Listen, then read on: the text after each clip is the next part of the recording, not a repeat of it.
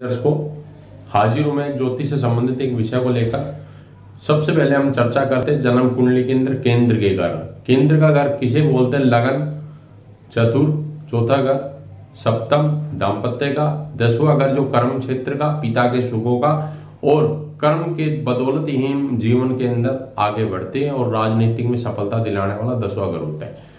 तो प्रिय दर्शकों, मैं आज जो ज्योतिष के सूत्र की बात करता हूं, उस सूत्र का नाम है प्रवज्या योग। प्रवज्या योग कैसे बनता है? यदि जन्म कुंडली के अंदर केंद्र के अंदर 10वें घर के अंदर जो कर्म का घर है, क्षेत्र का घर है, उसके अंदर 10वें घर के अंदर यदि 4 ग्रह बैठे हो, या 4 या 5 हो, या 3 ग्रह हो, तो ऐसे योग को प्रवज्या योग कहते हैं। ऐसे में जातक को सन्यासी रूप धारण करने में वो ग्रह उसको परिवर्तित कर देता है, सामने वाले जातक को मजबूर कर देता है। इस योग को सन्यासी योग कहते हैं और प्रवज्या योग कहते हैं।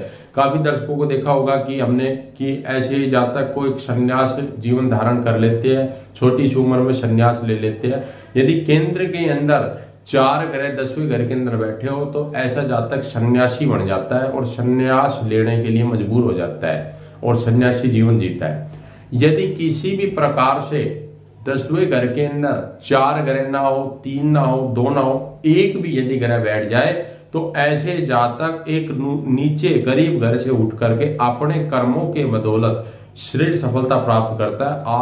आर्थिक जो धन से तंगी चल रही है उसमें सफलता प्राप्त करता है। धन की कमी नहीं रहती। किसी भी प्रकार से अपने कर्मों के बदौलत जो भी कार्य करेगा उसमें सफलता धीरे धीरे उसको प्राप्त हो जाएगी और अपने कर्मों के बदौलत धीरे धीरे वो एक नीची सीढ़ी से ऊपर सीढ़ी पर जाकर के सफलता प्राप्त कर लेता है और राजनीतिक निपुण होता है। यदि केंद्र के अंदर 10वें घर के अंदर किसी भी प्रकार से पाप ग्रह जैसे राहु बैठे हो तो राजनीतिक में सफलता मिलेगी। शुभ ग्रह यदि बैठे हो तो अच्छे क्षेत्र के अंदर जाकर के कोई भी फील्ड के अंदर जाकर के श्रेष्ठ सफलता प्राप्त करता है।